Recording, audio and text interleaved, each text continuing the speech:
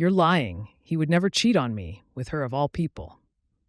Janelle's voice cracked as she held up the torn engagement photo, trembling. She's 5 months pregnant, Janelle. Do the math. The room went dead silent. A silver fork clinked to the floor. Tasha stepped forward, holding out a phone screen. And this? You still think it's fake? Her world tilted. Janelle clutched her stomach, gasping. Her best friends circled her as her fiancé stood frozen. Janelle Davis was the kind of woman people noticed, not just because of her flawless skin, confident walk, or the diamonds always glinting on her wrist, but because she radiated peace. At 31, she had it all. A corner office at her Atlanta PR firm, a condo with skyline views, and a man who looked like he stepped out of an R&B video, Marcus. To most, she was living the dream. But dreams crack when you press too hard. Her Saturdays were sacred. Coffee with the girls at Bella's Cafe. That's where the real Janelle lived. No heels, no filter, just hoodies and history with her girls, Simone, Tasha, and Keisha. Friends since elementary school, they weren't just her bridesmaids, they were her lifeline. You still letting him off easy after that dinner party nonsense? Simone asked, stirring her latte with the intensity of someone who knew she was right. Janelle sighed. He just said the wrong name, see? He talks to models all day, slip of the tongue. Slip of the tongue, my black butt, Tasha muttered. He called you Vanessa mid-toast. Keisha's brows shot up. Girl, you're paying for this whole wedding and he can't remember your name? Janelle laughed weakly, brushing it off, though her chest still felt tight. Marcus has a lot on his mind. That was always her excuse. Marcus was busy, tired, distracted. But when she looked through his texts last week, one name kept popping up, Vanessa R. The messages weren't explicit, but they didn't need to be. Has he met your parents yet? Simone asked, already knowing the answer. Janelle shifted. He's been working weekends.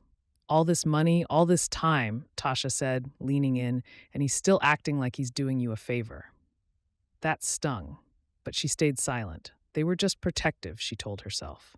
Just jealous of her relationship, maybe. Simone hadn't dated seriously in 2 years. Tasha had been through a divorce. Keisha's situationship was more situation than ship. Still, their eyes didn't lie. They saw what she didn't want to. Later that evening, Janelle sat alone in her condo, scrolling through wedding inspo and half-heartedly saving centerpiece ideas. Marcus texted, "Working late, don't wait up, love you."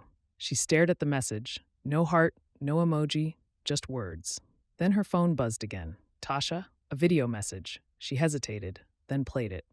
A man's voice laughed, music in the background. Then a woman's voice, teasing, "Say hi to your fiancé."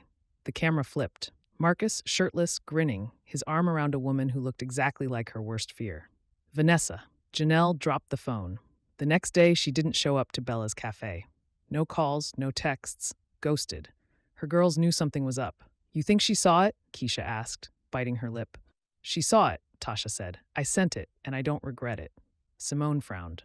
We need to pull her out before he ruins her.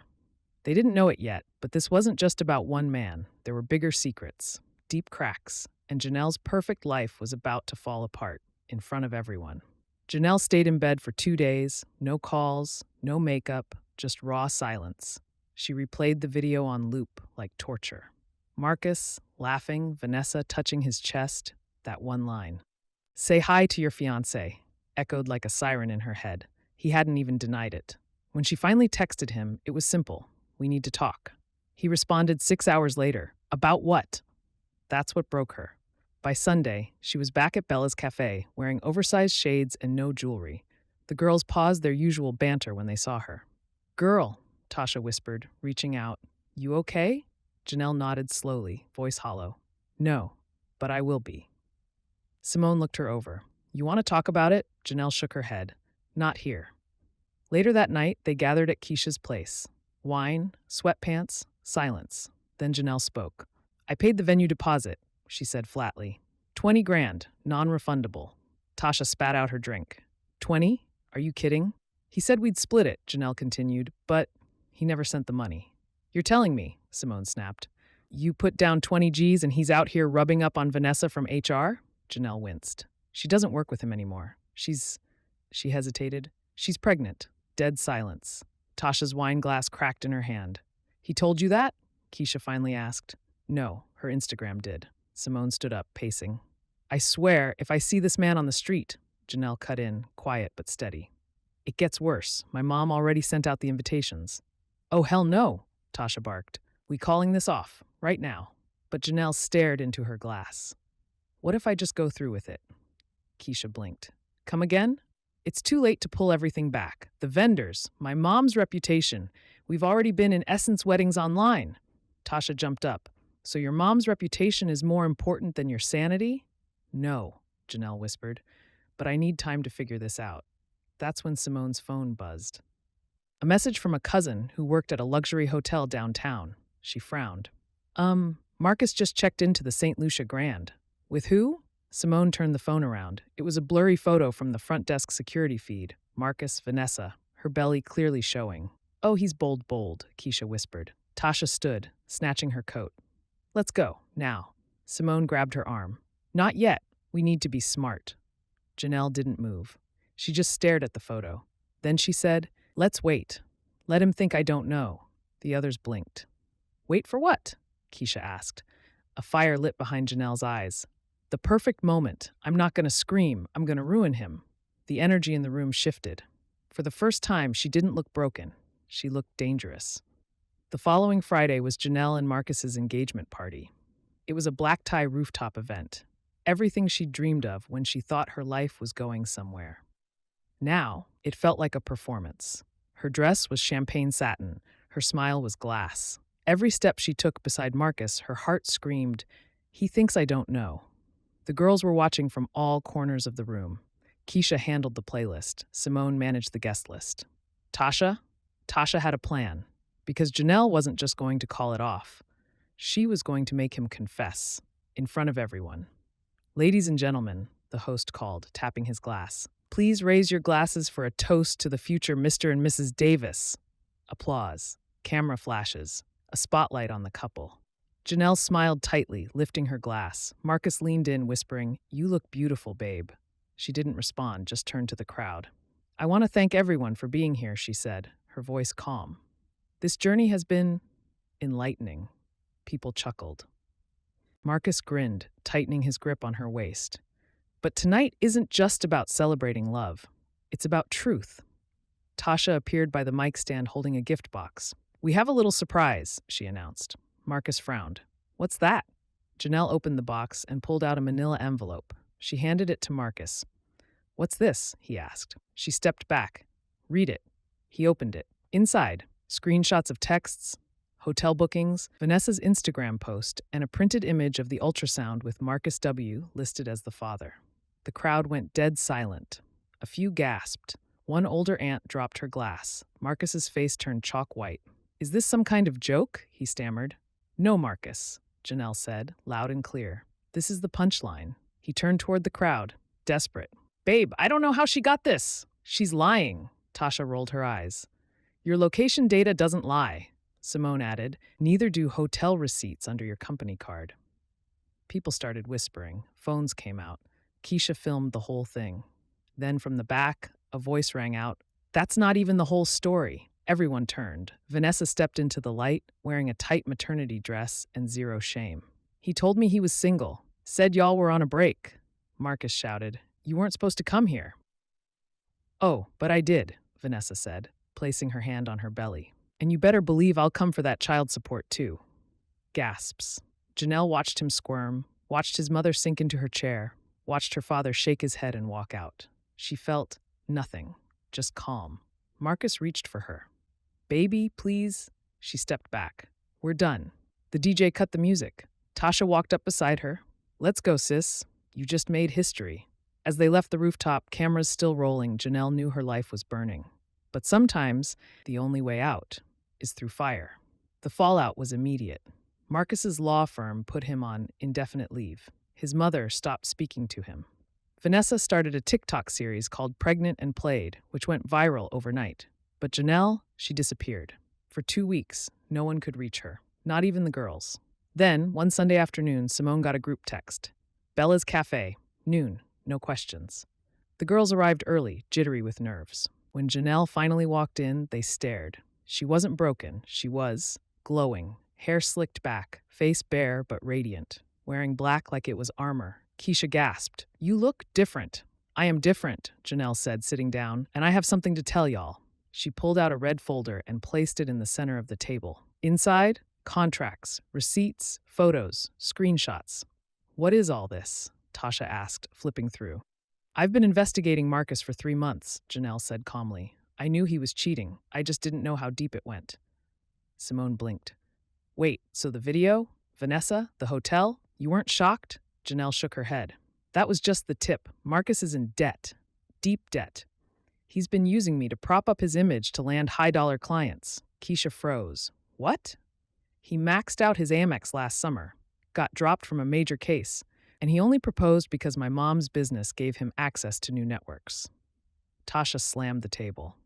"So this whole thing, this engagement, was just a hustle?" "Yep," Janelle said. "And I let him play me until I started digging." She leaned in. "And you want to know who helped me start digging?" The girls leaned closer. "Vanessa." The table went silent. Simone's eyes widened. "Vanessa?" "She reached out after the engagement went public," Janelle said. "Told me she thought he was lying. We started comparing notes." Tasha's jaw dropped. "So y'all were working together?" Janelle nodded. "Everything she posted? Planned. Down to the outfit, the ultrasound leak, even crashing the party." Keisha clutched her chest. "Girl, I wanted to ruin him, yes," Janelle said, "but I also wanted proof. I wanted justice." Simone looked down at the folder again. "These contracts, are these client lists?" "Yup, including NDAs he broke. Fraud, embezzlement. If I send this to the bar, he's done." Tasha grinned slowly. "So what now?" Janelle looked out the window, calm as ever. "Now, I let the world finish what I started." Then she turned back to them. "But I need y'all to promise me something." "Anything," Keisha said. "Don't tell my mom." They laughed, loud and long. The tension finally cracked. Tasha raised her glass. "To the long game." "To sisterhood," Simone added. "To secrets," Keisha whispered. And then Janelle smiled for real. Because now they had the power. And Marcus? He didn't even know what was coming. Janelle had never known what it felt like to be underestimated. Until Marcus. And now, she was going to make him wish he'd never met her. Monday morning, Janelle walked into her office in a fitted navy suit, heels clicking like war drums. Her assistant Maya jumped to her feet. "Ms. Davis, welcome back. Everything okay?" Janelle gave a cool smile. "Let's just say, it's about to be." She headed straight for the conference room where her team was already mid-meeting. When she entered, the chatter stopped. "Sorry I'm late," she said. "We've got a new client. High profile, time sensitive. I'll need full discretion." Everyone nodded. No questions. Because when Janelle moved like this, something big was coming. Later that afternoon, she met Vanessa in the parking lot of a strip mall. Sunglasses on, hoodie up, low-key. "You sure you want to do this?" Vanessa asked, hands on her belly. "I've never been more sure." They exchanged folders, evidence, witness statements, paper trails. Vanessa sighed.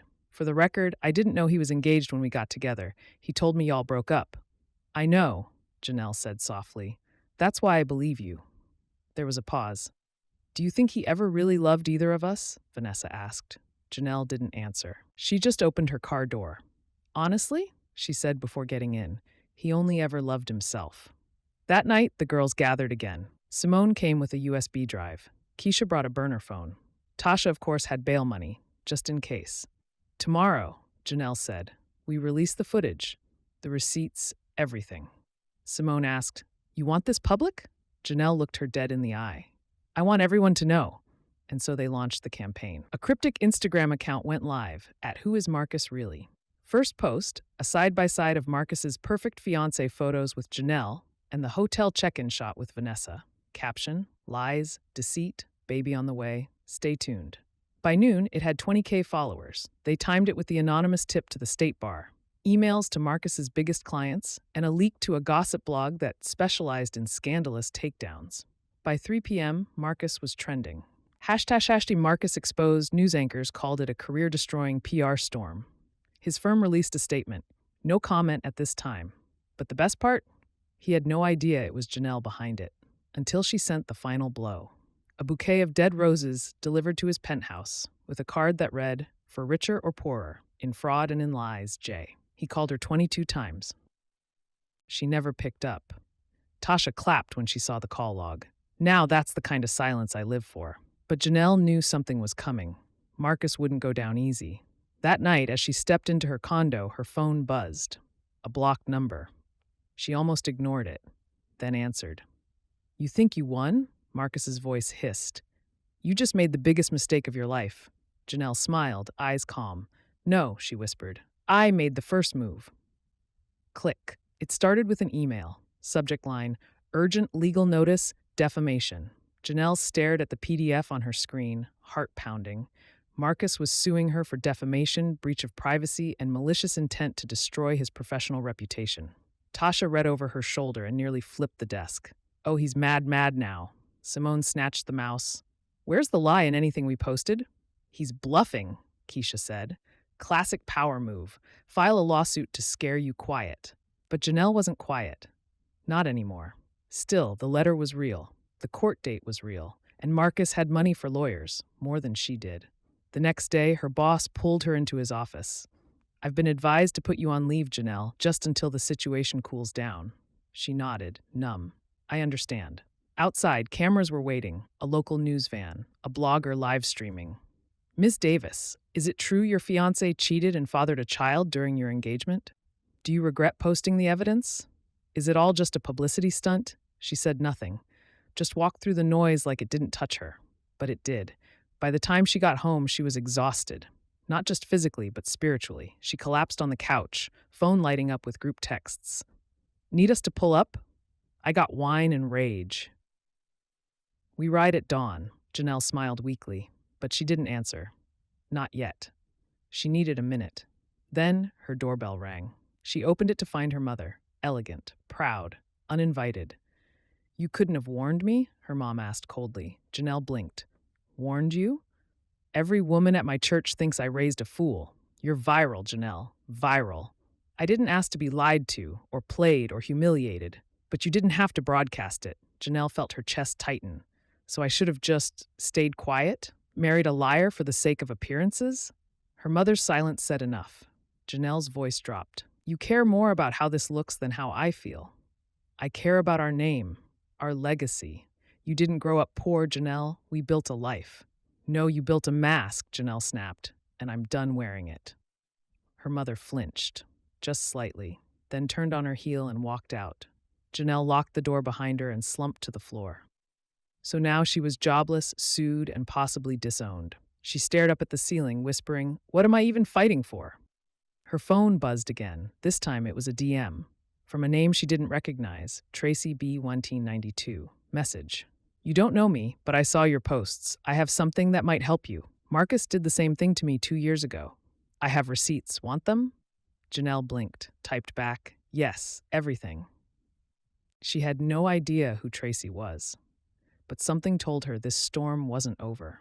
And Marcus? He'd left a much darker trail than anyone realized. Janelle met Tracy in a quiet juice bar outside the city. She expected someone timid, another woman Marcus had chewed up and ghosted. But Tracy walked in like she owned the place. Locks pulled back, sharp blazer, boots that said, "Don't try me."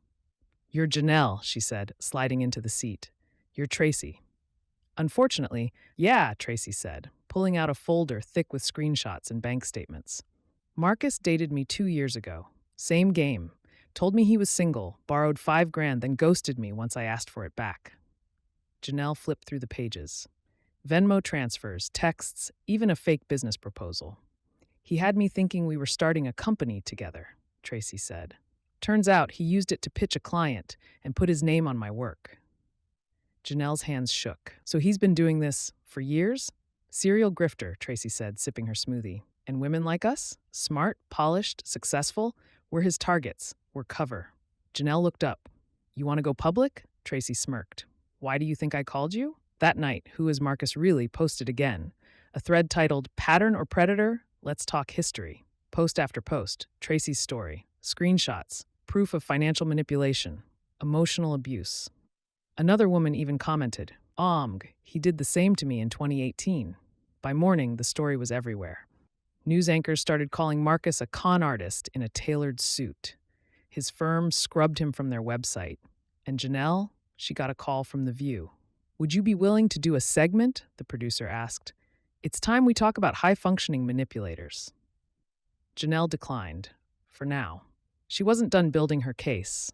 She went to the courthouse and filed a countersuit. Fraud, emotional damages, financial abuse. Simone joined her that evening at her condo. "You really flipped this thing," she said, scrolling through the news headlines. "I'm not done," Janelle replied, pulling open her laptop. "I want full exposure. Financial audits, tax fraud. I want to take the whole house down." Tasha walked in holding a bag of popcorn. "Girl, it's giving Netflix docuseries." Keisha followed behind. "It's giving justice." Then Simone's phone buzzed. "Y'all?" She turned the screen around. A video. Marcus, on live, from his penthouse, face tight. "I've been attacked, lied on, betrayed by the person I loved. I made mistakes, but I don't deserve to have my life destroyed." Tasha scoffed. "Oh, he's playing victim now?" But then, "I know things about Janelle too, things that'll ruin her image. If she wants to play dirty, fine, let's both bleed." Keisha froze. What's he talking about? Janelle's jaw clenched. She knew what was coming. There was one thing she'd never told her friends, a mistake from her past, something she buried years ago. And now, Marcus was digging it up. The venue was packed. The annual Black Women in Power conference had sold out months ago. Entrepreneurs, influencers, CEOs, all gathered under one roof to network, celebrate, and inspire. Janelle hadn't planned to attend this year, but when the organizer called and said they'd bumped her to the keynote panel after her viral rise, she couldn't say no. The panel title? Reputation, Reinvention, and Rising from the Ashes. Oh, the irony. She stepped on stage in a crisp ivory jumpsuit, gold hoops glinting under the lights. The crowd roared as her name was called. She scanned the audience and froze. Marcus was in the back row, wearing shades, flanked by two smug-looking men she didn't recognize, probably lawyers. The moderator smiled, oblivious. "Janelle Davis, thank you for being here. Let's start with the obvious. What gave you the strength to speak up?" Janelle's heart pounded, but she smiled. "I didn't speak up to destroy anyone. I spoke up to protect the version of me I was becoming." Snaps and murmurs of approval. "Sometimes," she continued, "we confuse silence with grace. But silence can also be fear, and I stopped being afraid." The crowd erupted. Then came the question she knew would arrive. "Some say you've aired private matters publicly, especially involving your ex-fiancé. Any regrets?" Janelle hesitated. Then, "No, because he made his choices public when he humiliated me. I just responded with facts." Polite applause. But then a hand shot up in the audience. A woman with slick hair and a mic already in hand. "Do you regret the abortion?" The room went dead silent. The moderator froze. Janelle's breath caught in her throat. The woman continued, smug. "Marcus said you had one in college, that you hid it. That's why you're bitter." Gasps. From the back, Marcus didn't move. Janelle swallowed, then stood up. "I was 19, she said clearly. Pre-law student. Scared. Alone. He didn't show up. Not then. Not ever." Whispers spread across the auditorium. "And you know what? I'm not ashamed. I made the best decision I could with the tools I had." She turned to the woman. "Shame is a weapon, but it only works if I carry it, and I'm done carrying it." A beat. Then the crowd stood. Applause thundered through the room. Cameras zoomed in. Reporters jotted every word. And Marcus? He stood up and stormed out. Later, Tasha texted the group. "He dipped before the conda even started. Weak." Simone added, "TMZ just picked it up. Girl, you owned that stage." Janelle sat backstage, trembling. But this time it wasn't fear. It was release. Then her phone buzzed. "Unknown number. Check your email. Thought you should see what Marcus's legal team is hiding." An attachment. She opened it. Marcus's business finances, shell accounts, money laundered under fake nonprofits. She stared at it in disbelief. Then she smiled, because now it was over. The clip from the panel went viral overnight. "I'm done carrying the shame." 3 million views in 12 hours. Janelle didn't even have to release the financial documents. Once the rumor hit the internet, journalists and online sleuths did the rest. By morning, Marcus's name was in headlines again, this time for fraud investigation. His nonprofit's website vanished. One of his former assistants posted an exposé thread. "He made me create fake invoices, said it was for donors. I thought I was doing PR. Turns out I was laundering money." The Bar Association opened an inquiry. His firm confirmed he was officially fired. Tasha sent a voice note that said simply, "Ding dong, the devil's dead." But Janelle didn't feel joy. Not yet. She sat on her mother's porch, watching the wind rustle through the magnolia trees. For the first time since the fallout, her mother had called, and not to scold, to talk. I watched your panel, her mom said, handing her a glass of sweet tea. Didn't know you went through all that alone. I didn't want to shame you, Janelle said softly. Her mother sighed. I was trying so hard to protect our name, I forgot to protect you. That's on me. Janelle looked up, eyes watering. You still think I'm wrong for blowing it all up? No, her mom said. I think you're braver than I ever was. Inside, her father watched the news silently. When Janelle walked past, he simply nodded. Later that evening, she met the girls at Bella's cafe, the same booth. But this time, the wait was gone. So what's next? Simone asked. I've been thinking, Janelle said. I want to launch something. Like what? Keisha leaned in. A non-profit for women like us. High-functioning targets, educated, driven, and manipulated. Tasha grinned. Call it, he played the wrong one. They burst out laughing. But the idea stuck, because Janelle finally understood. Her story wasn't just pain, it was power. And it didn't end with Marcus. The last they heard, he was laying low in Miami, ducking press and probably dodging subpoenas. Vanessa had gone quiet too, but not before signing over a statement to the DA. She wanted nothing to do with him. Not even the child would carry his last name. Justice came, not all at once, but piece by piece. And Janelle? She had herself back. Not the polished, perfect version Marcus wanted. The real one. Battle-tested, wide-eyed, alive, and surrounded by women who never let her forget who she was. 3 months later, Janelle stood backstage at the grand opening of her new nonprofit, Women Rising Anonymous. Media was everywhere. She wore a bold red pantsuit, power in motion. Her girls stood beside her like sentinels. It's your moment, Simone whispered. But just as she stepped toward the stage, her phone buzzed. Unknown number. Check the news. She froze, opened her browser. Breaking. Marcus Walker arrested at Atlanta airport. Attempted to flee to Barbados under false ID. Her breath caught. She stared at the screen. The girls rushed over. What happened? She turned the screen toward them. Tasha screamed. Oh my God, this man really tried to run? Simone laughed. He thought he had one last trick left. But it was over. Tracy messaged her minutes later. Saw the news. You did it, we did it. Janelle stepped on stage to a standing ovation. The nonprofit banner waved above her, helping women reclaim the narrative. She took the mic, smiled, and said, I was once taught to keep my pain quiet, but silence didn't heal me. Sisters did. The audience exploded in applause. Later that night, she stood alone on her condo balcony, champagne in hand. The city lights blinked back at her like stars. Her phone buzzed. Voicemail, Marcus Walker. She hesitated, then hit play. You win, he said. You always had the power. I just didn't want to see it. Hope you're happy. She deleted it, then blocked the number. She turned to go inside, but froze. There on her counter was an envelope. No stamp, no return address, just her name in neat handwriting. She opened it. Inside, a photo of her at 21, smiling at a protest, holding a sign that read, They tried to silence us. We became louder. On the back, in pen, You've been fighting longer than you remember. Don't stop now. There was no signature, but Janelle knew who sent it. Her old self, the version of her that refused to be erased. She smiled, then turned out the light, because this chapter was over. But her story was just beginning. Wow, what a ride. If you enjoyed this twist-filled journey, don't forget to like, share, and subscribe to Stories by Laine for more unforgettable drama and surprises. And before you go, tell us, what would you have done if you were in Janelle's situation? Hit that notification bell so you never miss a story that'll keep you on the edge of your seat. Thanks for watching, and remember, twists you will not see coming await in every chapter.